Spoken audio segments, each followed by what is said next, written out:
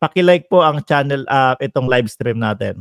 So ito po mga kababayan ay tungkol po no sa nagpapakalat nung boses ng ating pangulo na talagang tuloy na daw po yung digmaan at talagang ang gusto ay susugod na no sa China. Ano yung hilas ka pare? Hulas?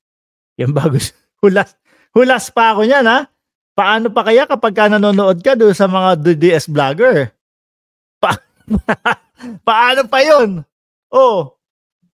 Ako hulas sa paningin mo. Oh. Paano na kapag ka yung mga DDS vloggers ang nakikita ninyo? 'Di ba mga kababayan? Anyway, tuloy. Nakikipag-ugnayan na po yung PNP Anti-Cybercrime Group sa DICT for the investigation nga po nitong deepfake videos. Initially sir ay may na-identify na po na possible source po nitong deepfake audio po. Ayan po mga boss chief amo sir, yung mga vlogger nila Janice Galolo. Ang bantot pala ng apelyido mo, ngayon ko lang na-realize. No? Ang bantot pala ng apelyido ni Janice Galolo. Saan yan? Sang ano yan? Sa lugar ng Pilipinas yung may ganyang apelyido? Tinatawag nyo akong hulas, tinatawag nyo akong dugyot. Tapos yung apelyido mo pala ang dugyot din. Hindi nga Janice, saan galing tribo yung apelyido mong Galolo? Kumuha ng namili ng apelyido. Namili ng apelyido yung mga ninuno mo tapos yan pa yung napili, Galolo. Ano ba yan? Ay, ewan ko sa iyo kung ano apelyido mo. Basta sa amin parang ang bantot niyan. Eto nga daw po, yung mga vlogger, mga kababayan ng mga DDS, kasi po bakit po natin nasasabi na DDS po yung vlogger na yon na si Dapat Balita? Kasi yung mga 2019 o 2018 na mga posts niya doon, mga bossing, tungkol po doon sa mga ayuda ni Digong, doon po doon sa mga kung ano-ano na magpapabango kay Digong, mga kababayan. Tapos nung umupo na po, no, ang ating presidente, si PBBM, biglang puro paninirap na po kay PBBM. Biglang kung ano-ano na pong mga peking balita ang inilabas. O sino ang peki talaga dito? Kami ba na nandito hindi kami pinapahuli? O yung mga yung mga DDS vloggers niyo, ayan po. Harap nyo, ayan nasa PNP na. Nasa PNP na. Pinapahanap na, 'di ba? At mukhang matatagpuan na. Sisigaw na naman kayo niyan. Ano isisigaw ninyo na naman yan?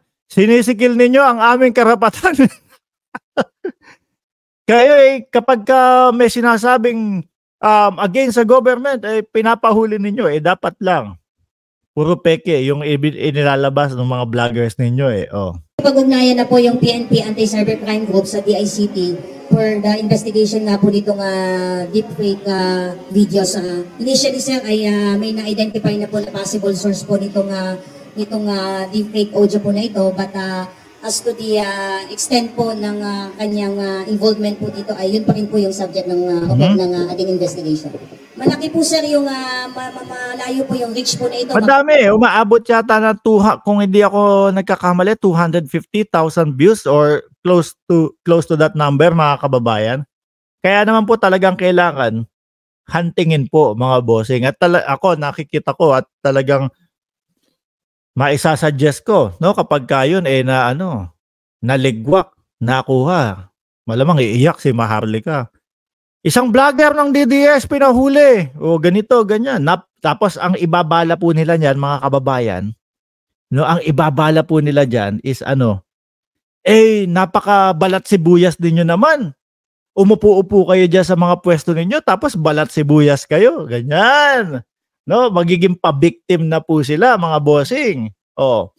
Pero kapag mga boss, mga nahuli, kailangan siguro hangga't maaari po, mga 20 taon, no, nasa oblo, mga kababayan.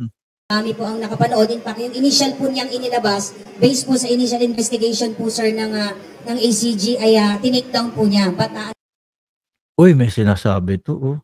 Flight attendant.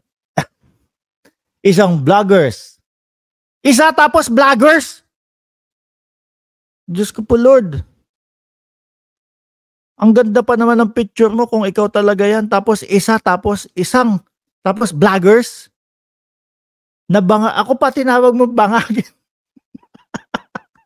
Talagang ako pa, ha? Yung comment po, ano yan? Oh, isang vloggers. Gabi. Kalma. Oh, kalma. Nakakatuwa itong mga kababayan. No, kahit magsabay-sabay pa po sila dyan ng mga komento nila, kayang-kaya natin yan, mga bossing. Tawagin pa po nila, umakyat pa po dito yung mga ibang mga vlogger nila, kayang-kaya po natin na yan. Isang vloggers! Nabangag, ngiwi mag-vlog. Oh. Ngiwi, parang hindi naman. Asa na si flight attendant. Napansin lang, hindi na nag-type. Uy, ayusin mo naman ito. Mapapahiya ka dito. Mapapahiya kayo dito. Ano? Isa ha? One. Pero vloggers. Anyway, dumako na tayo dyan. Tawa mo, sir. Ngarag. Uy, pati yung tawa ko. Kesa naman doon sa tawa ng mga mo. No? Kesa doon sa tawa ng mga vlogger mo. Tuloy. Baka bisit na bisit ka na sa tawa ko dyan, ha? Baka mamaya matetegi ka na dahil doon sa tawa ko dyan. Oh. Sabi ni Ngarat, sing plural daw yun. Oh. Singular tsaka plural. Pinagalo. Tuloy. Another video ay lumabas po. Basically, the same po yun. So, yung dalawa pong account po na yun, ang pinag-aaralan po ngayon ng ACG. But yung DICT po, yung pinaka-lead agency po na nag-iimbestiga po dito. The PNP is just providing technical investigation para po ma-determine po yung possible location po nito ng origin po nito. Ano yan, mga kababayan? Madidetect po yan, mga boss Jim Amo, sir. No? Madidetect po yan through do sa mga ano tawag dito? Doon, basta yung kalimutan ko tuloy yung tawag doon. Madidetect yan, mga bossing. Dahil po yung mga IP address niyan, yung mga ganon, mga boss. Kayo kawawa dahil gamit na gamit kayo, sabi ni Janice. Gamit, nagtatawanan lang kami dito. Oh. Nagkakatuwaan lang kami dito, kayo Gina doon. Kayo galit na dyan, nagkakatuwaan lang kami. O ngayon nga, aabot na sa magdedemanda daw si dating Pangulong Duterte. Oh. So whether this is intentional or not, those people behind this deepfake audio will be held accountable, sir. Ayan. Kailangan daw po maging accountable, mga kababayan. Anyway,